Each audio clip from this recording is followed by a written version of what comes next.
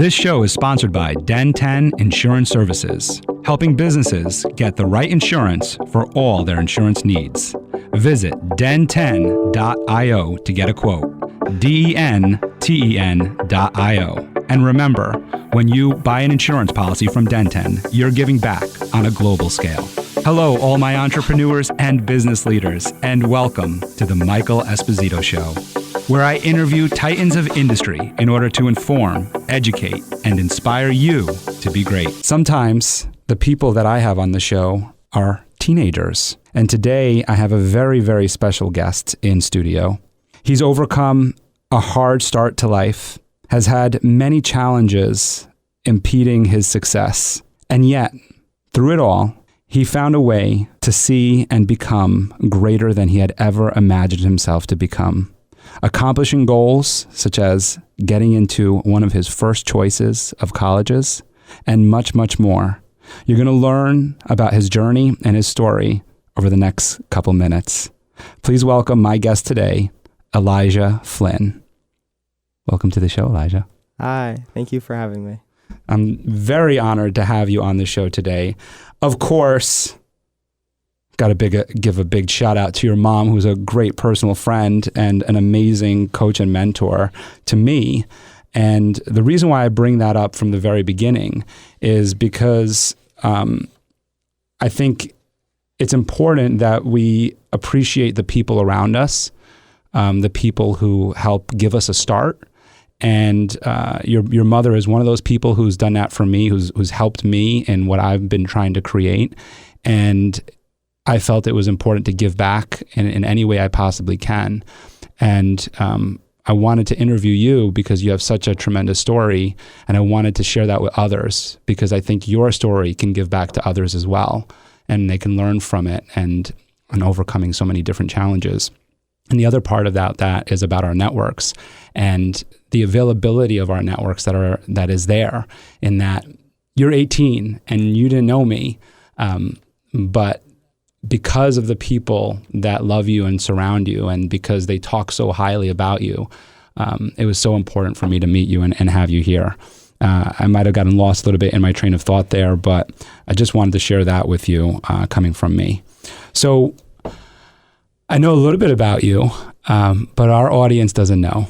And I would love for you to share a little bit about your upbringing, as it is unique to most college-bound 18-year-olds. Tell us about your mom.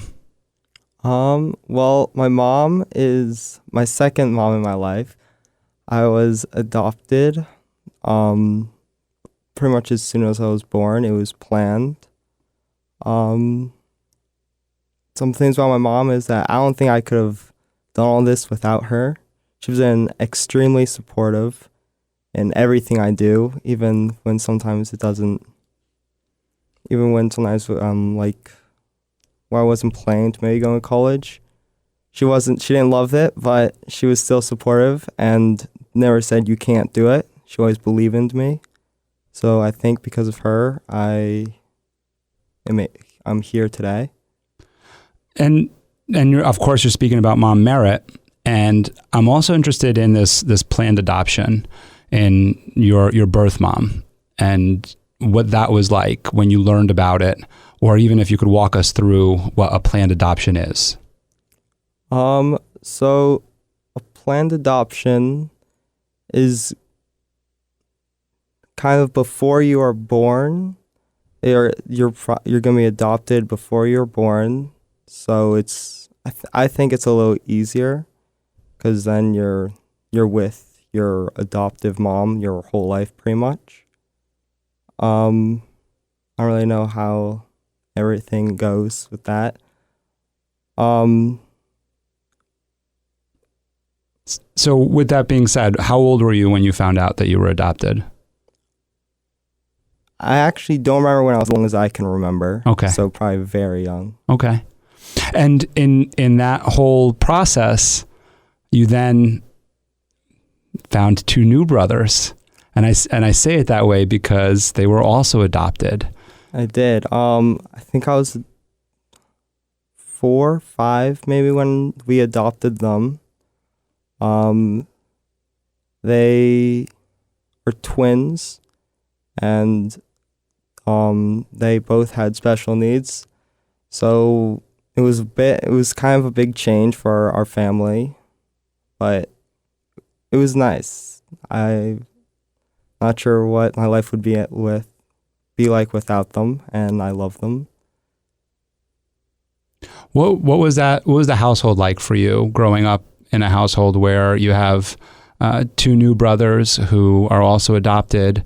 They're also, you have a mixed race family now, so different dynamic there, and then special needs. What was that like for you growing up? It was pretty chaotic, but it definitely kept things interesting. Not wasn't It's never really boring, you could say. Definitely made things a bit challenging, but I was pretty young, so it's a bit hard to remember like how difficult it was.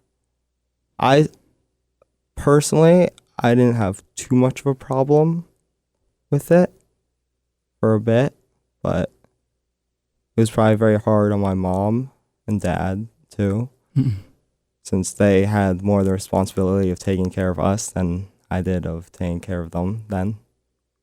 When you look back at that time, do you feel like you learned how to overcome difficult situations from it? Most definitely. It was a very, I would say it was a pretty difficult situation, so it made other challenges that I faced in my life seem kind of easier. Kind of like, oh, well, this is difficult, but I was 5 years old and having twin brothers come into life with special needs. It kind of made that stuff seem pretty simple. Speak a little bit about that appreciation that you have now, that or as you've grown. Appreciation In terms of that, of looking at challenges and seeing today, you're looking at challenges and you're able to look back and go, hey, look, I was 5 years old. I was in a house with kids with special needs, with brothers, siblings with special needs, mixed race home, and overcoming my own special needs, right? Which we'll talk a little bit more about. What kind of appreciation does that give you today for the things that you're doing? I think it makes me appreciate all the people that have been there for me. Definitely makes me appreciate I would say life in general, as like this, like when it's easy, you know. Lots of times it wasn't easy. Usually there was always a challenge ahead. So whenever there isn't really a challenge, I really appreciate that. And it also feels a bit weird when there's not. It's like kind of makes me feel like I feel like there should be a challenge. So it feels nice when there's not, and a bit weird. Yeah. Of course, you were met with many other challenges. Your father passed later in 2017, or excuse me, in 2012. And how did you meet that challenge? So my father passed. I would say it was pretty difficult because now that my mom was the only parent in the house, it made it much harder to deal with my brothers, as now she had to deal with them all alone. It didn't really change outside of the house.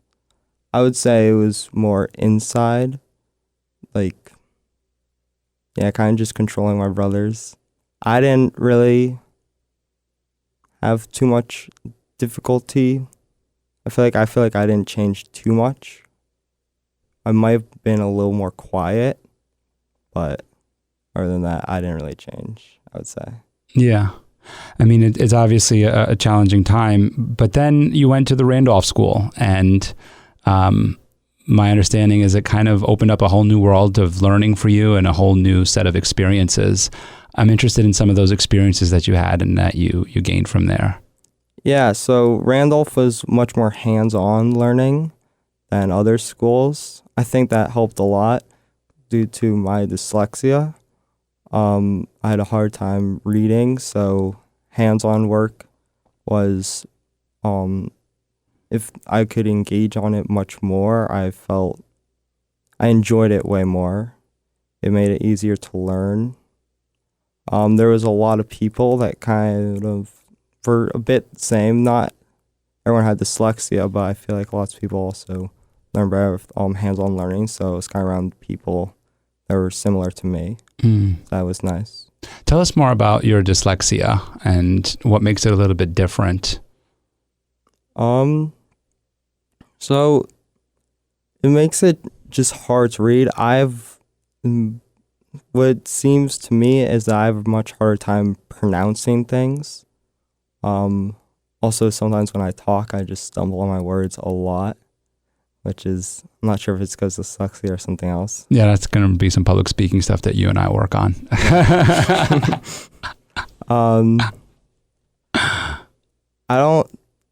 Words don't move around for me. I don't have that, but really just pronouncing words and kind of,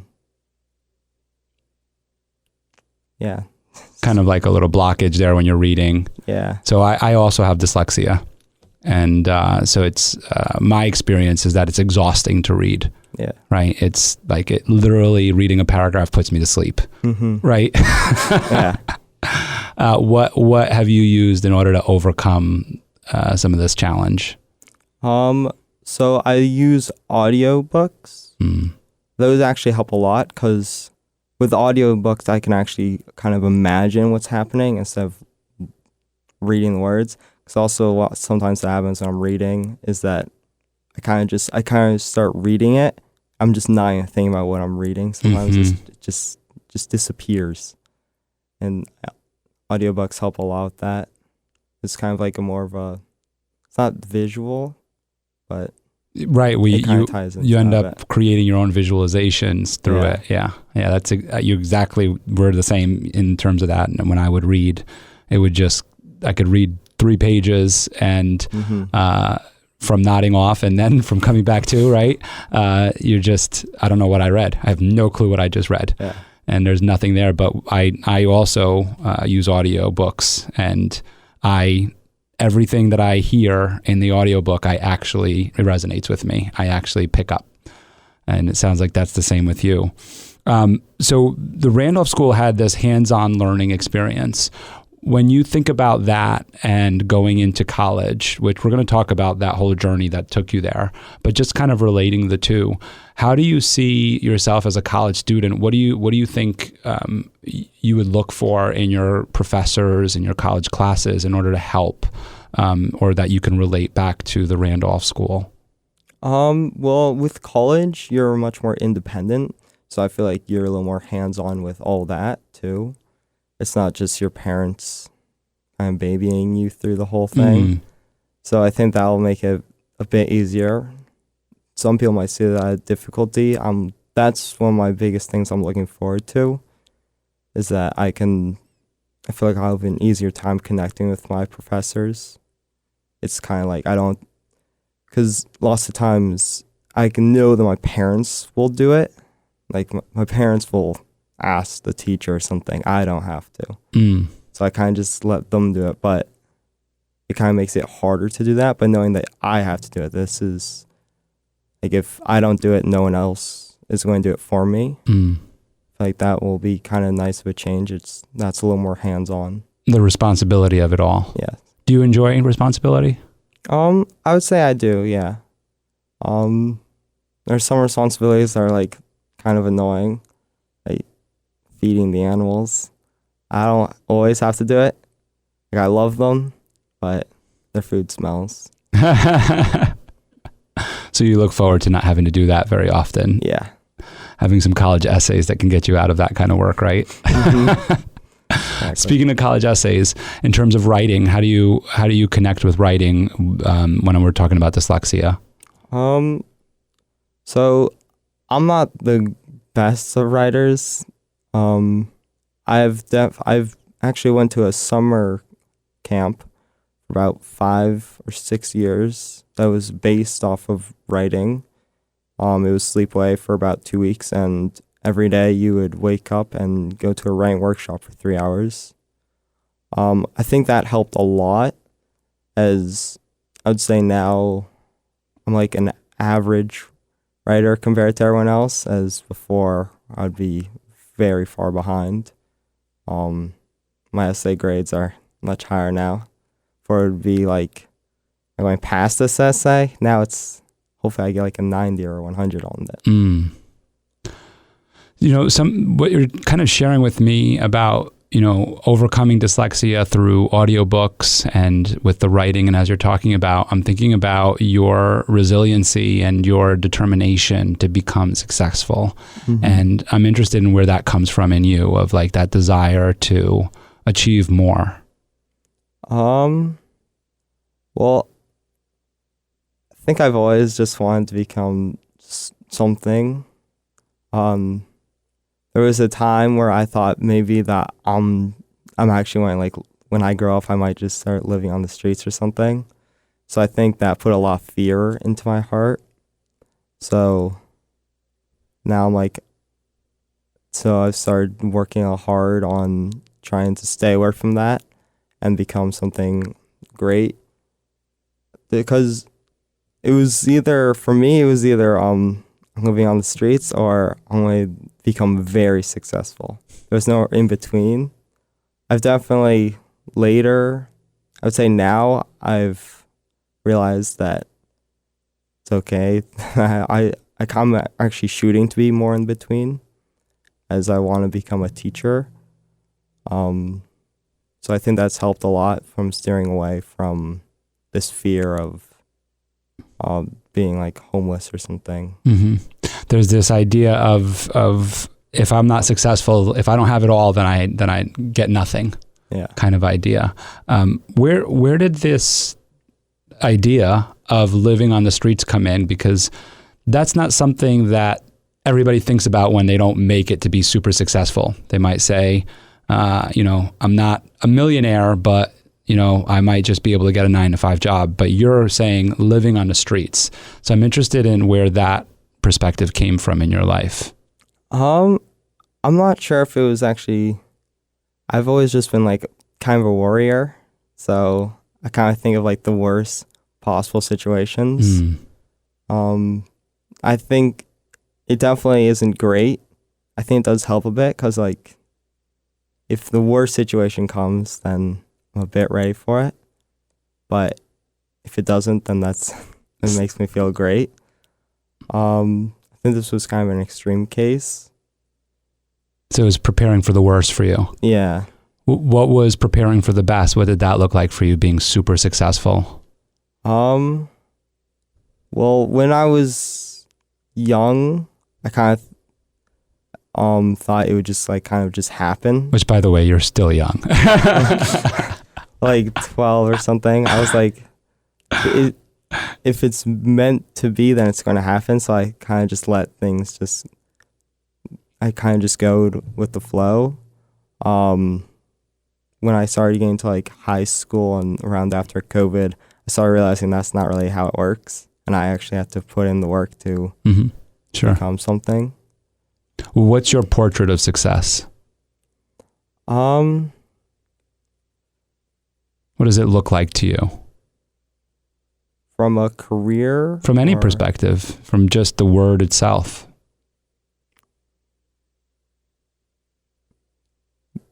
Meeting a goal that you set for yourself.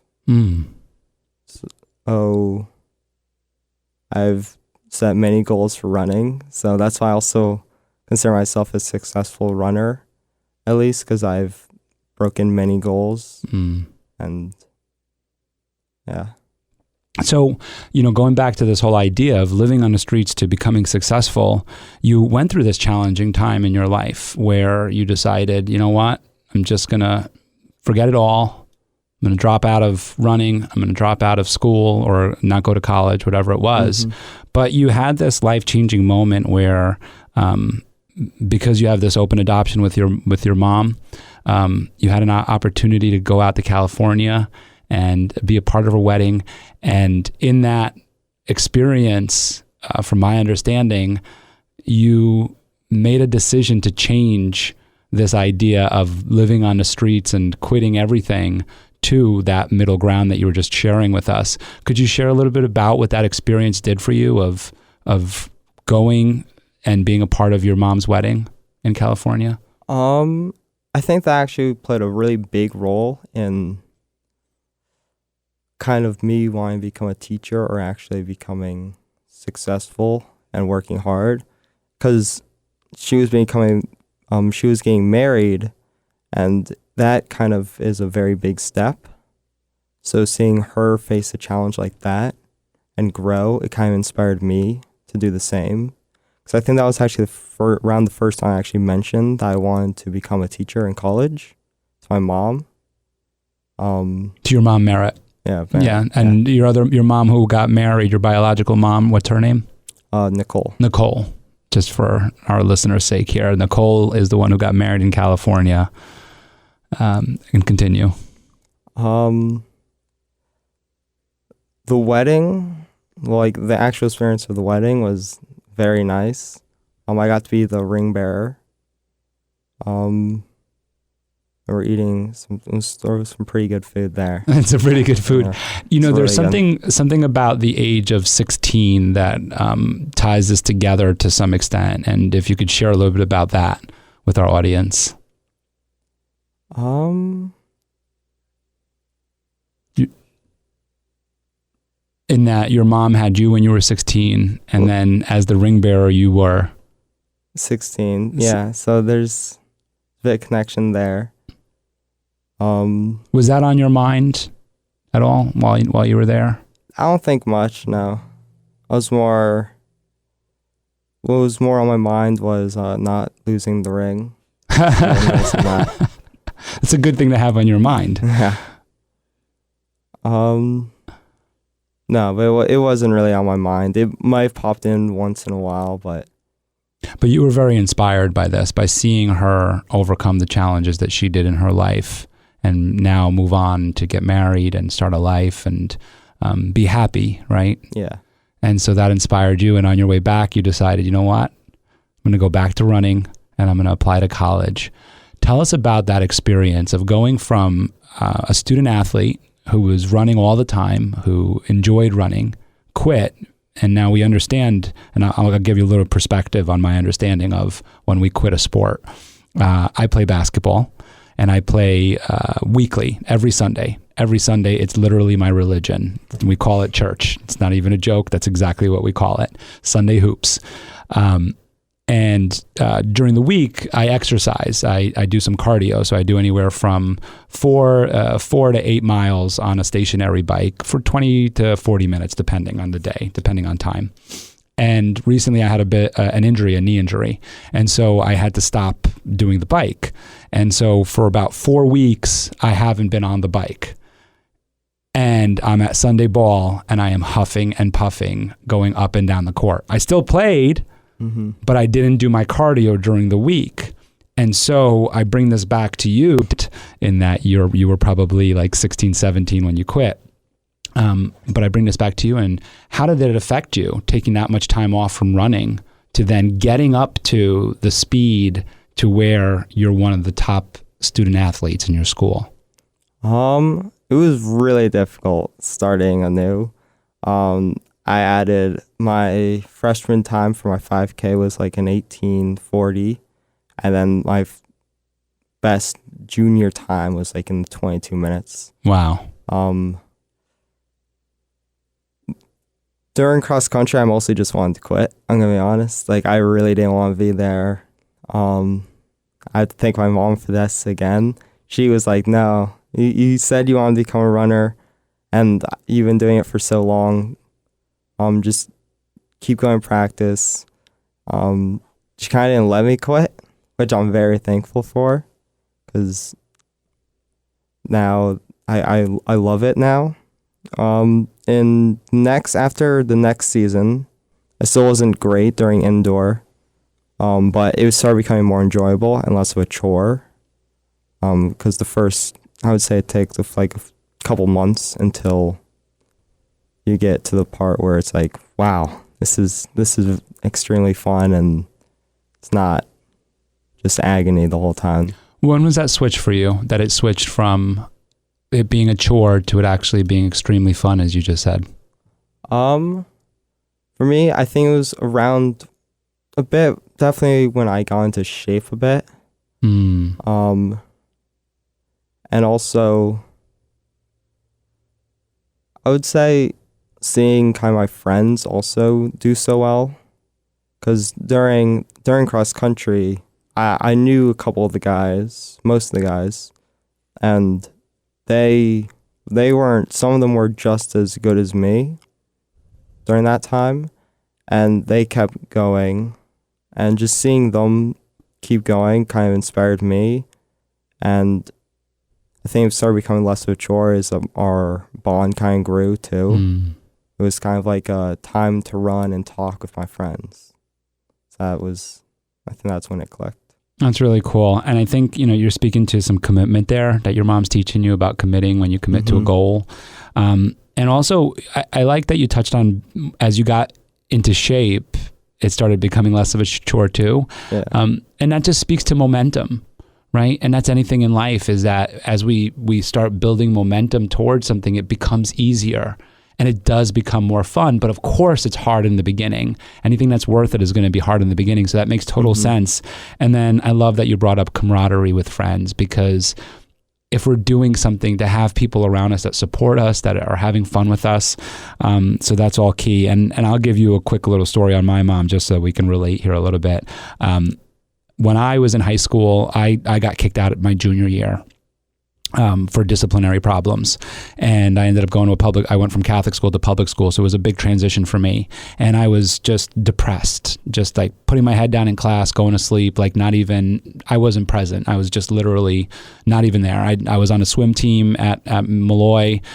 We were state champions. I was great at swimming, and I didn't even want to join the swim team at Bayside High School. Eventually I did, but I didn't even care.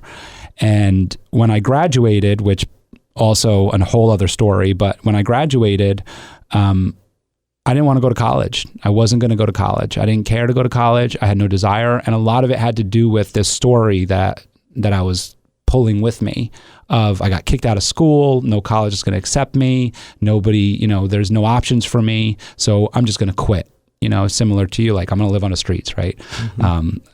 And my mother was not going to have it. So she enrolled me at Nassau Community College, and she told me, you're going, I think like August 16th or something like that, for placement exams, and you're going. And I said, no, I'm not. I'm not going to school. I'm taking a year off. I was like, I'm taking a year off. That's kind of like what we tell everybody, but we all know what that really means. And on that date, she made sure that she was available, and she put me in the car. I didn't get in the car. She put me in the car, drove me to Nassau, and I took my exams and everything, and she was there waiting and drove me home, and I got accepted and went to Nassau and then ended up graduating Marist College. But my point that I'm making here is that sometimes we need that little kick in the butt from mom. Yeah. So I'm glad that you appreciate that. So now I'm going to just backtrack a little bit here because I do want to acknowledge somebody else who's special in your life is your dad. In that, in 2017, well, why don't you share with us what happened then? So in 2017, yeah. So when my dad died, my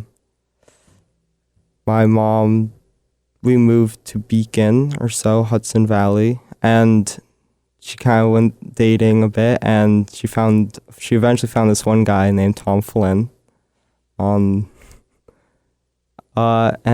they did eventually get married, and he actually adopted me and my brothers, making it the second adoption of our lives. So that was very special. I think he also plays a great role in how I've gotten. He's a bit of a goofy person, I would say, but I love him for that and for all the things that he's done. Yeah, he plays a big role, and if anybody wants to learn about that little love story, they can listen to Merritt Minnemeyer's podcast episode where we actually go down that road and learn so much more about what happened and her life-changing experiences. So Tom adopts you guys in 2017, and you just said it was special for you. Did anything else change in your life from that experience, from meeting him? And you mentioned he's goofy. What did he add to your life in terms of a presence? I think he definitely made it easier on our whole family. Now that there's someone else to help with my brothers and me. Now having a father figure definitely helps. I think he's very loving. He's also, as I said, goofy. He had some pretty good dad jokes, I would say. Well, dad jokes are important. We need those. I'll tell you what, I'm going to defend dad jokes. The only reason why we have dad jokes is because if we gave you our real jokes, we'd get kicked out of the room. Like, we'd get kicked out of the room. They're too vulgar. You just can't handle them. I'm telling you, you just can't handle our jokes. Going now, what I see as like a through line for you is that you've had just tremendous support in your life and a tremendous amount of love. But at a certain point, that didn't matter because you had to make a decision. And you went from thinking that you're not going to go to college to making a decision, I'm going to go to college. And I want to fast forward to that now, into that moment where you said, I'm going to college, I want to become a teacher. Mom gave you all the reasons that, not reasons, but she told you what the reality of it is, of becoming a teacher, grad school and everything. You knew about dyslexia and the challenges you had to overcome. And then you went and started applying to colleges. Tell us about that experience. Well, it's a very difficult experience.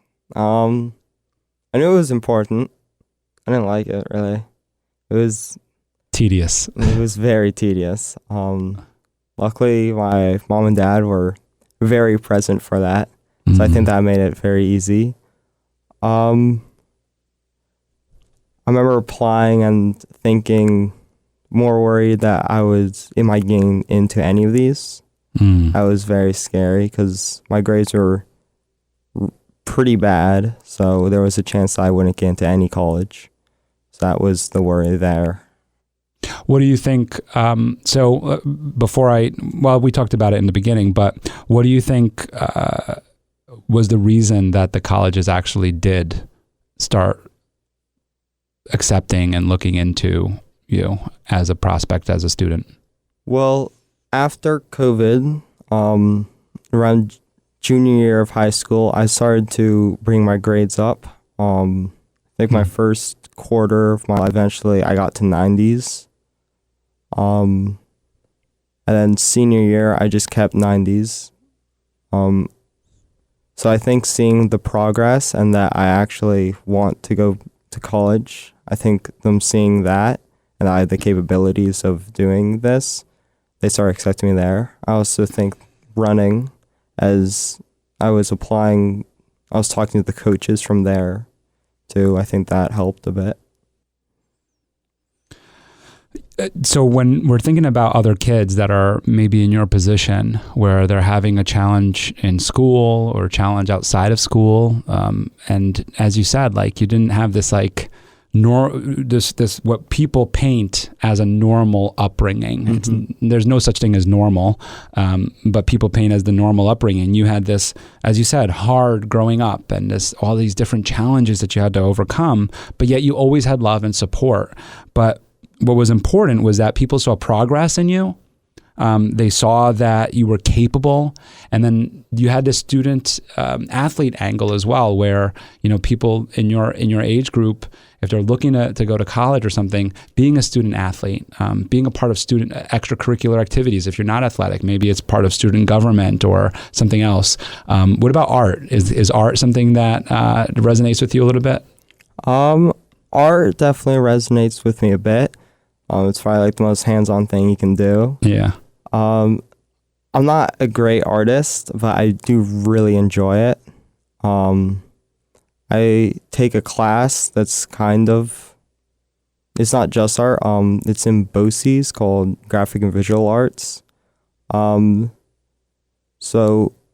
it is a lot of art. You do draw things, mainly on a computer, not by hand. Right now we're like doing animation stuff for making things move, and soon we'll be working on stop motion. That's pretty cool. So I think art definitely has helped me a lot with school. Do you see any of the stuff that you're doing now, extracurriculars kind of stuff like running or art or anything else that you're enjoying as a career for yourself later in life? And I know you mentioned teacher, but bringing it together. I'm not really sure that I see it as a career too much, as art is more of a hobby to me. And running, I think I'll definitely keep it as I get older, and I'll keep training. But to make that a career, I would have to be on like the Olympic level. Okay. And when you think about becoming a teacher, what do you feel like you'd be teaching? Or I would say math. Yeah, mostly math. I could also go into like some form of like maybe economics or something, teaching that, because that's another choice that I've thought about, is majoring in like economics or some form of business. So I could just combine those two and teach that. So is it fair to assume then, so is math your favorite subject in school then? I'm not really sure if it's actually my favorite. I think out of like English and science, math is my favorite. Okay. I definitely think. Right, out of those, right. Yeah, gym and lunch take that. Right. Well, I mean, yes, gym and lunch will always win. Yeah. We get to socialize or we get to play. They're always going to win, but sure, I'm sure math certainly takes the cake, is a part of that. So just to kind of conclude this and go to the colleges. So you were accepted into 8 colleges, and 2 of those colleges were your top choices. Would you like to share anything more about that? About those choices, about who they are, or anything about that? So the 2 colleges that I've accepted to were Bard and Lemoyne. Very excited about that. Those were from all of the other colleges. Like, we weren't sure I would be able to get into like the colleges that are like lower on the list, like the least academically requiring. And Bard and Lemoyne were like far stretches. Like,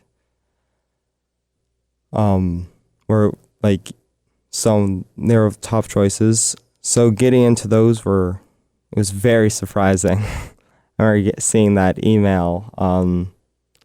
Showed my parents. They teared up a bit. It's kind of sweet, a bit funny. I think it was a boost to confidence too. You know, like all my hard work paid off. To see that everything I've done over like the 2 years, working hard at running and bringing my grades up, seeing it actually pay off. Yeah, pay off. Did you happy dance? I actually did not happy dance. My parents definitely happy danced, that's for sure. Oh yeah, I'm happy dancing for you. You mentioned boost of confidence. How does that boost of confidence carry out? I think it gives me a little more confidence in like the future too, knowing that I can do these things even with some challenges. I won't look at a task and go, oh, I'm probably not going to do this. I'll look at a task and go, I can. Yeah. So I also have a hard time with that. It's nice to see that. Yeah, that boost of confidence is real. Tell us about why Bard stands out for you as top choice. So I really loved the campus there, that's for sure. But as I mentioned, there was this summer camp I went to that was tons of writing. And I loved the people there that kind of went there. And Bard is actually kind of similar to it. They have a lot of writing, which is kind of weird why a dyslexic kid would want to go to that type of college. But I kind of felt I got the same vibe. I kind of felt like I kind of belonged there, Like I already knew almost like the people that would be there. I talked to the coach there. I loved him. He was awesome. So kind of just everything kind of just seemed like it fit. It's cool how that writing thing kind of came full circle for you with Bard. Yeah. And then of course it is nice to have a coach that you connect with, especially with running and being such a great passion of yours. So when you think about kids in your position, we talked a little bit about this, but just from you, when you think about kids that are 16 years old, that are experiencing hardships in school, maybe hardships at home, maybe have a tough upbringing, what message would you like them to hear from you? Just don't really give up. I know a lot of people say that, but it definitely can get really hard, and it can seem that it might be impossible. And really, the only thing you really need is to believe in yourself, I feel like. Having others believe in you is nice, but as long as you believe that you can do it and you put in the work, you'll get through it. Awesome. Well, thank you so much for coming on. I am very happy for you into getting into Bard. I know you're going to have a successful career ahead of you, and I appreciate you coming on today and sharing your story with everyone. Thank you, and thank you for having me. It was a delightful experience. Cool. Thanks so much. Thank you for listening to The Michael Esposito Show. For show notes, video clips, and more episodes, go to michaelespositoinc.com/podcast. Thank you again to our sponsor, Den 10 Insurance Services, helping businesses get the right insurance for all their insurance needs. Visit den10.io to get a quote. That's DENTEN.io. And remember, when you buy an insurance policy from Den10, you're giving back on a global scale. This episode was produced by Uncle Mike at the iHeart Studios in Poughkeepsie. Special thanks to Lara Rodrian for the opportunity and my team at Michael Esposito Inc.